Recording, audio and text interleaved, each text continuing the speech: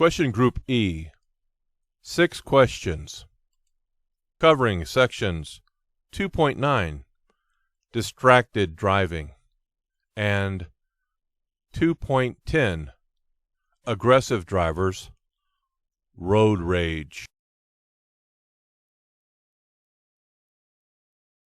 What are some tips to follow so you won't become a distracted driver? Turn off all communication devices. Do not text or read text messages while driving. Familiarize yourself with your vehicle's features, equipment, and before you get behind the wheel, adjust all vehicle controls and mirrors to your preference prior to driving. Pre-program radio stations and preload your favorite CDs. Clear the vehicle of any unnecessary objects, and secure cargo, etc.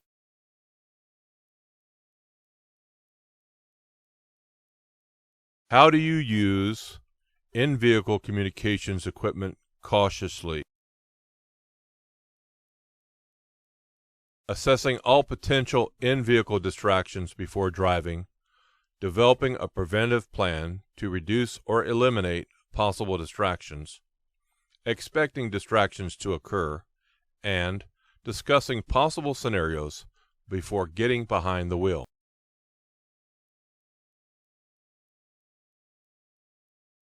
How do you recognize a distracted driver? Vehicles may drift over the lane divider lines or within their own lanes.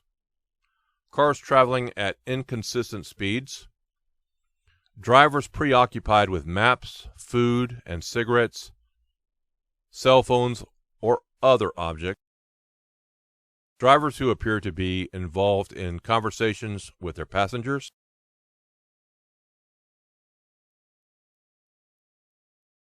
What is the difference between aggressive driving and road rage? Aggressive driving is the act of operating a car in a selfish, bold, or pushy manner without regard for the rights or safety of others.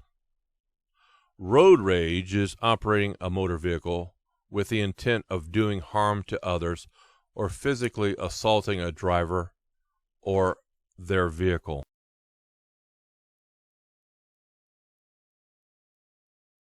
What should you do when confronted with an aggressive driver? Get out of his way. Put your pride in the back seat.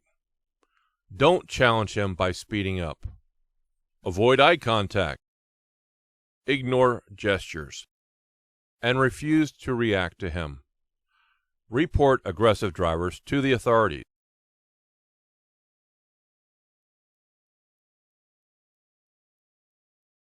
What are some things you can do to reduce your stress before and while you drive?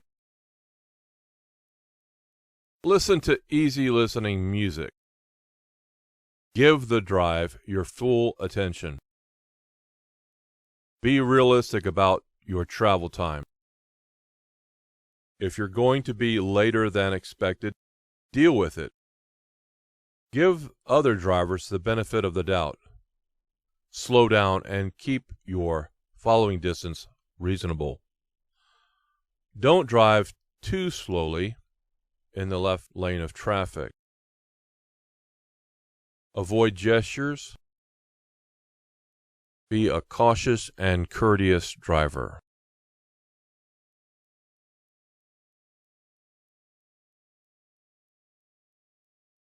Group F, 5 questions. Covering sections 2.11, Driving at Night, 2.12, Driving in Fog, 2.13, Driving in Winter, and 2.14, Driving in Very Hot Weather. You should use your low beams whenever you can. True or false? False. Use high beams when you can. Some drivers make the mistake of always using low beams. This can seriously cut down on their ability to see ahead. Use high beams when it is safe and legal to do so. Use them when you are not within 500 feet of an approaching vehicle.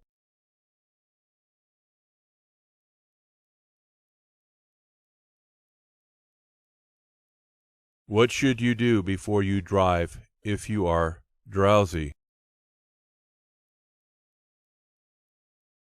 If you are drowsy, sleep before you drive.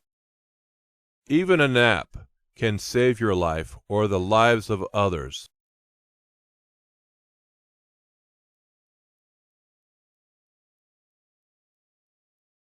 What effects can wet brakes cause? How can you avoid these problems? When driving in heavy rain or deep standing water, your brakes will get wet.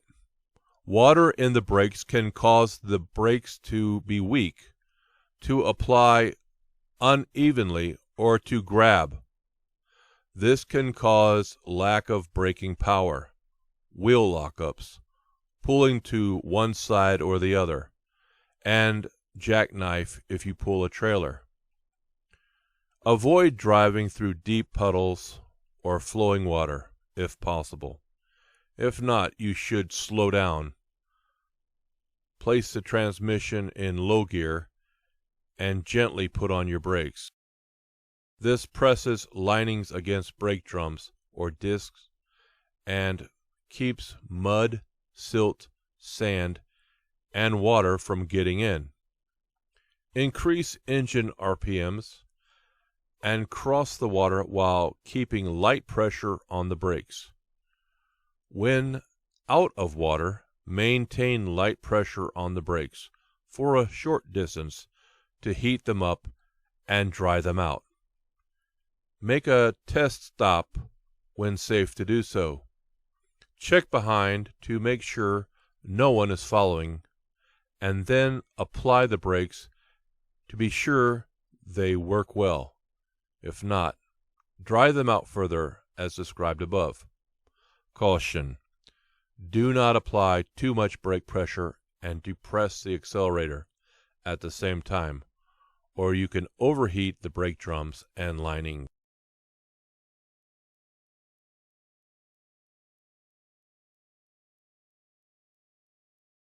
You should let air out of hot tires so the pressure goes back to normal. True or false?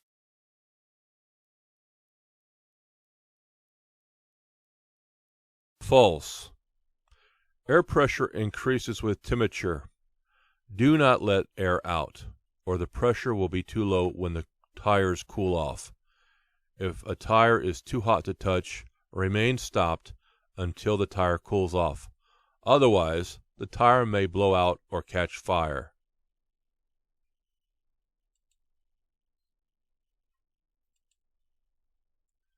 Can you safely remove the radiator cap as long as the engine isn't overheated? What constitutes an overheated engine? What if the engine hasn't overheated but is just hot? The CDL manual states, never remove the radiator cap or any part of the pressurized system until the system has cooled. Steam and boiling water can spray under pressure and cause severe burns. If you can touch the radiator cap with your bare hand, it is probably cool enough to open.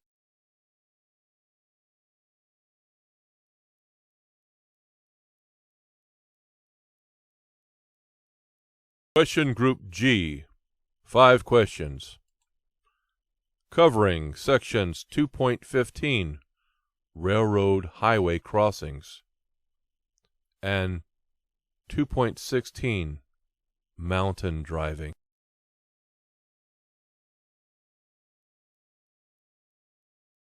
What factors determine your selection of a safe speed when going down a long, steep downgrade.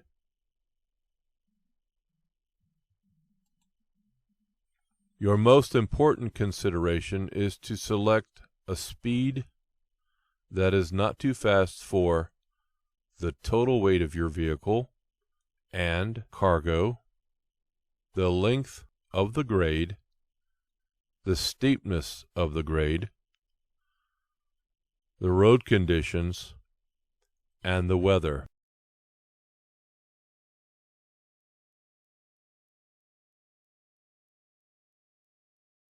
Why should you be in the proper gear before starting down a hill?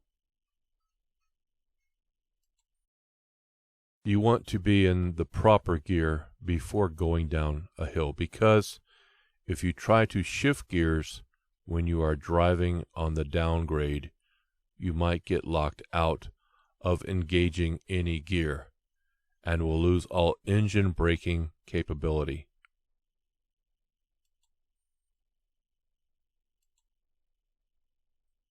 Describe the proper braking technique when going down a long, steep downgrade.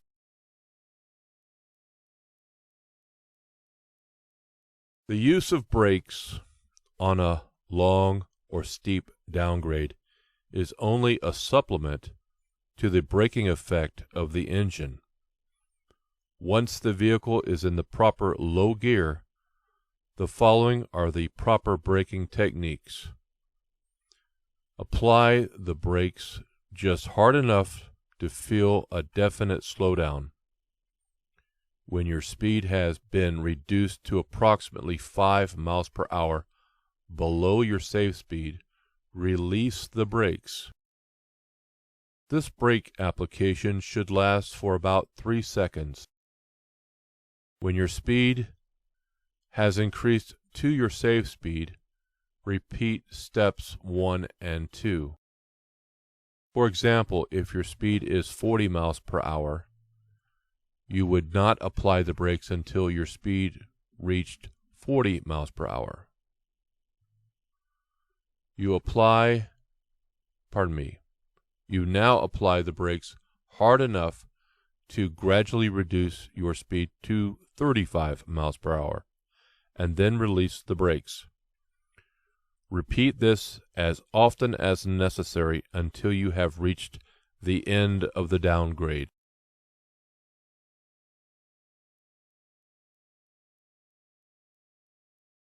What type of vehicle can get stuck on a railroad highway crossing? Be aware, these trailers can get stuck on raised crossings, low-slung units, lowboy, car carrier, moving van, possum belly livestock trailer, single axle tractor pulling a long trailer with its landing gear set to accommodate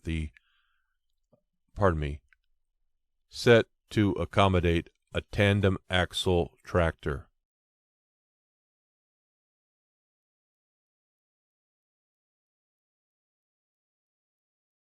How long does it take for a typical tractor-trailer unit to clear a double track? It takes a typical tractor-trailer unit at least 14 seconds to clear a single track and more than 15 seconds to clear a double track.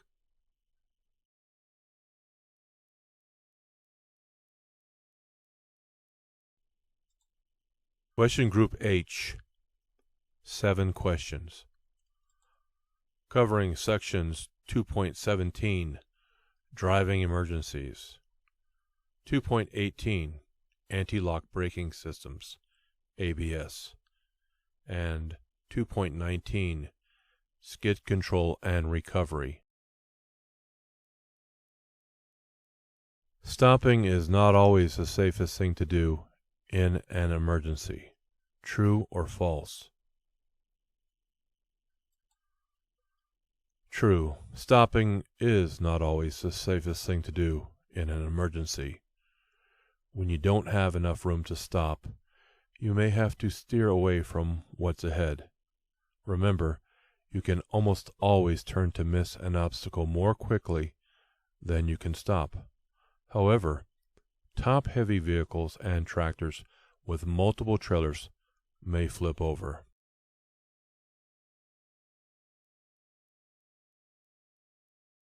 What are some advantages to going right instead of left around an obstacle?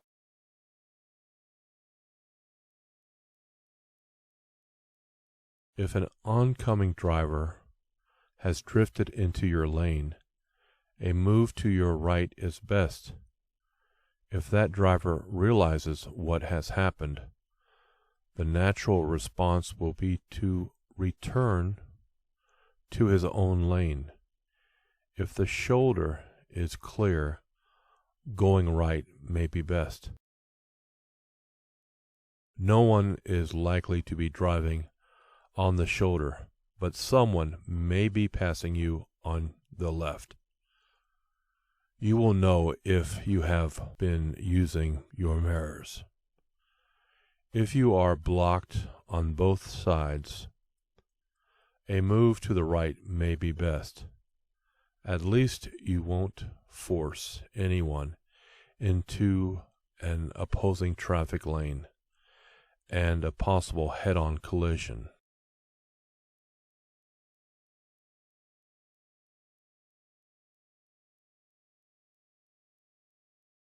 What is an escape ramp?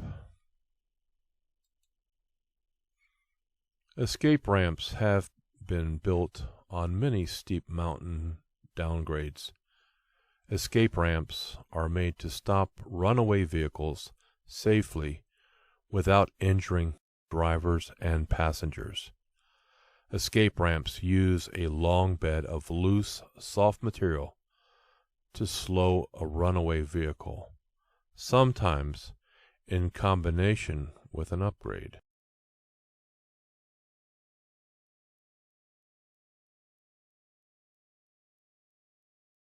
If a tire blows out, you should put the brakes on hard to stop quickly. True or false? False. Stay off the brakes. It's natural to want to brake in an emergency. However, braking when a tire has failed can cause loss of control. Unless you're about to run into something, stay off the brakes until the vehicle has slowed down. Then brake very gently, pull off the road, and stop.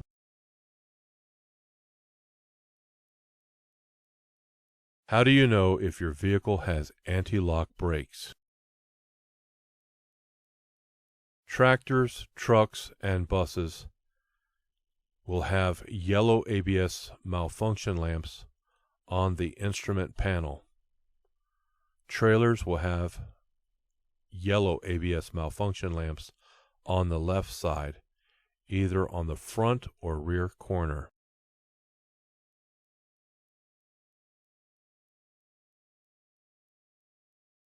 What is the proper braking technique when driving a vehicle with anti-lock brakes? Brake the same way, regardless of whether you have ABS on the bus, tractor, the trailer, or both.